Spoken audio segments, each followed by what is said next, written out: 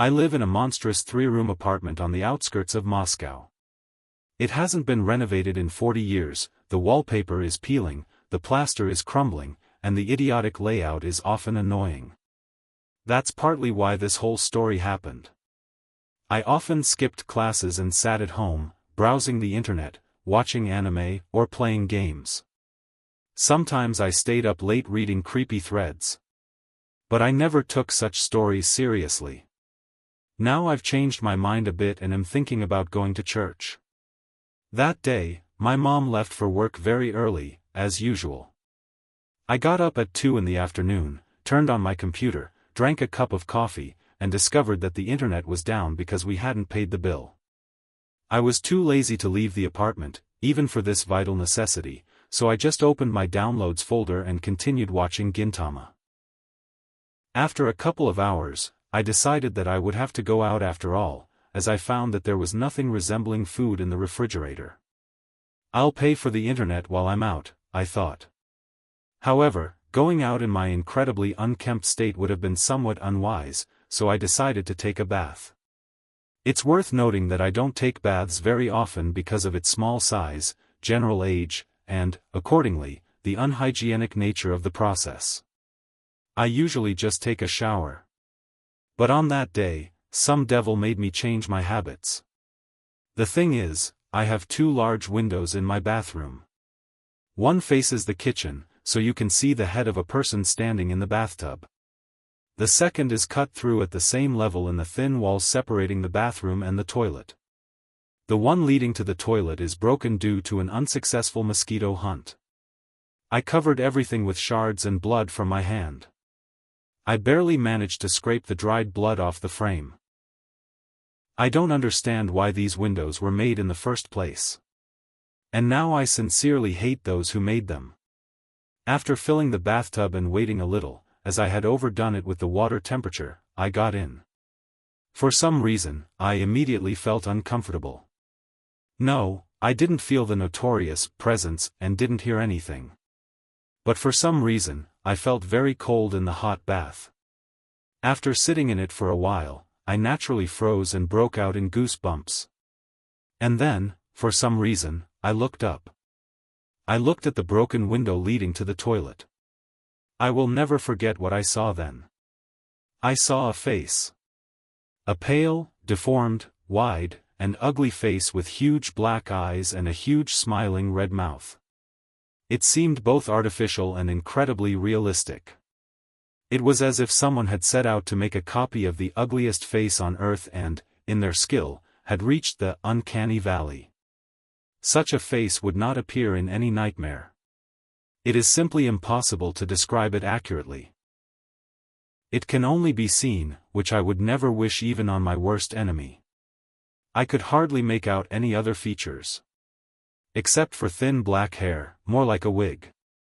I didn't even understand what scared me more, the face itself or what my imagination had added to it, hidden behind a 2-meter wall. My own wet hair stood on end at the nape of my neck, and I tried to squeeze as deep as possible into the small bathroom. I wanted desperately not so much to scream as to squeal softly, to somehow ease my fear. But I clenched my teeth so hard that my jaw almost locked. I had never experienced such supernatural horror in my life. The face was looking somewhere past me, as if mesmerized by what it saw in the opposite, kitchen window. I don't know how much time passed. Maybe minutes, maybe seconds. I think my gaze attracted it. And it looked at me. After 3 or 4 of the most terrifying seconds of my life, I screamed. A long-suppressed cry burst out in a hoarse, shrill caw. I think that if I hadn't let out that scream, I would have simply died of terror and from staring into those huge empty eyes. And it was gone. It just slowly slid down out of view of the window and disappeared behind the wall. It was as if the set had been removed. I couldn't believe my luck and relief. I was shaking violently as I sat there for a long time in the bathroom, half of which I had splashed around. I slowly got up. And accidentally glanced at the window that led to the kitchen. And just like in the worst horror movie, just like in a stupid thriller, it was there. just as corpse pale, covered in blue veins and grinning like a smile. Right next to me, behind the glass. It had simply moved from the bathroom to the kitchen. My legs buckled and I lost my balance, falling out of the bathtub and hitting my head hard on the opposite wall, losing sight of the face. I must have passed out for a while, and when I came to on the floor, all I could see through the window was the kitchen ceiling. In a state of shock and unable to think straight, I jumped out of the bathtub and found myself in my room a second later. Looking around nervously, I quickly pulled on the first clothes I could find, right over my wet body, grabbed my shoes, and ran out of the apartment. I put my shoes on somewhere on the first floor. And ran out into the melting spring evening. It turned out that I had been sitting in the bathtub for 3 hours. In my haste to escape, I didn't even notice that the door to my apartment had been left ajar all day. There wasn't much entertainment in our village, especially if you were an adult. It was easier for children. Everyone grabbed a stick, ran up the hill, and voila, a night tournament began right there in our village. It was harder for adults. Night tournaments weren't in fashion back then. We entertained ourselves as best we could, watching TV, sitting around drinking, sometimes going to a nightclub if it got really boring. The more active people liked hunting and fishing. In every house, in every doorway, you could always find an avid hunter or fisherman. At the same time, it was difficult to find a fisherman or hunter who did not know about the cursed hut, which everyone tried to avoid. Unfortunately, I can't remember exactly where it was. I only remember that it was far from the village, somewhere deep in the forest. Some forest enthusiasts built a hut in the woods so they would have a place to stay if they came for a few days. I don't know how old the hut was. I don't know its history, but I regularly heard many different stories from all sorts of people, old and young, skeptics and the easily impressed. Everyone said that the hut was cursed. Here are a few stories. 1. The old woman. 2 men, my father's friends, stopped at the hut for the night while fishing, as they planned to continue fishing in the morning. It was getting dark, and it was time to wrap up and go to the hut to cook some fish soup and go to bed. They agreed that one would go ahead and start cooking while the other gathered everything and found a good place to park the boat.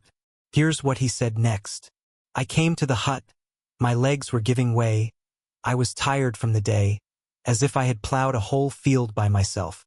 I decided to lie down for a while, rest, catch my breath, and then start cooking the soup. There were 2 bunk beds in the hut. I lay down on one of them on the second tier and seemed to doze off a little. I woke up to the sound of someone slamming the door. I turned around and saw an old woman crawling up the ladder to the second bunk. Gray-haired with sagging skin, as if she were 120 years old. No less, straight out of a horror movie. She climbed up slowly, staring at me and smiling maliciously. I froze with fear, unable to move. All I could do was turn my face back to the wall and close my eyes, hoping that it was all a dream. But I could feel her lying down behind me and putting her hand on me. I lay there for about 2 minutes, and all the while she whispered something very quietly, words I couldn't make out, and laughed. The hair on my head stood on end, and I could feel her breath on the back of my neck. I couldn't take it anymore, suddenly plucked up my courage, turned around and shouted, "Get out!" And at that very moment, the old woman disappeared as if she had sunk into the ground. My second friend returned a couple of minutes later and didn't believe the story. Until night fell.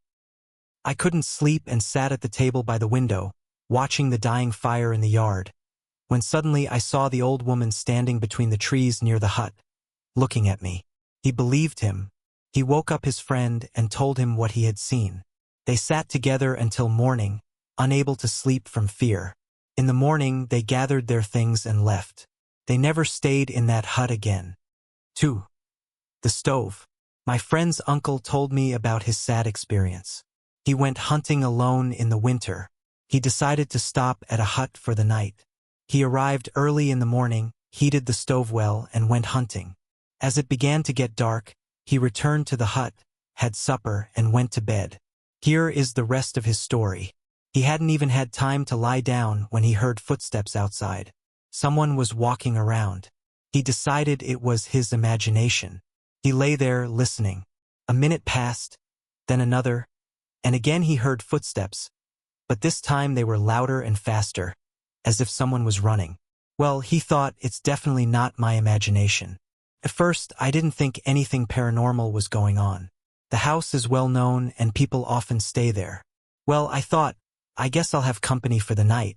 I opened the door, which was locked, and went outside. But there was no one there. No people, no animals, no footprints. Everything was covered in snow, just as it had been before. All I could see were my own footprints, left by me today. I went back into the house, sat down, and listened. It was quiet for a while, and I was about to go to bed, but then I heard footsteps again.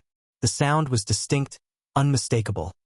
A characteristic creaking sound, like someone's heavy footsteps breaking the floorboards. And then it started. Once, someone hit the wall, really hard. I jumped up in surprise. And then again and again and again. Someone is banging, not letting up. Suddenly, the banging stopped abruptly, and I hear someone walking toward the front door. My heart was in my throat. I had forgotten to put the door hook back on after going out. I rushed to the door, grabbed the handle, pulled it toward me, and heard footsteps very close by. I put the hook back on and froze, holding the handle, afraid to let go. For a moment, everything was quiet again. And then suddenly, someone yanked the door open with all their might, trying to break it down, jerking it back and forth, trying to break in. I stood there, frozen, thinking that if I let go, the hook wouldn't hold and the bastard would rip it out. Then it went quiet again, and again I heard quick footsteps around the hut. I grabbed my rifle, loaded it, stood in the middle of the hut, ready to shoot. But my hands were shaking so much I couldn't even hold it. Suddenly I heard a crash. On the roof. The bastard had climbed up there. He stomped around for a while, then fell silent. I waited. Well, I thought, he can't come in through the roof. And then I heard something crawling through the chimney. It was definitely making its way through it. That's when I couldn't take it anymore. I grabbed my things and rushed out of the hut, not even looking back. I was so scared.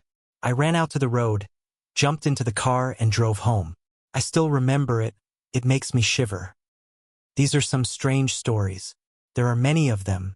It's impossible to tell which ones are true and which ones aren't. But I probably wouldn't check for myself. Now I don't even know if that hut is still there.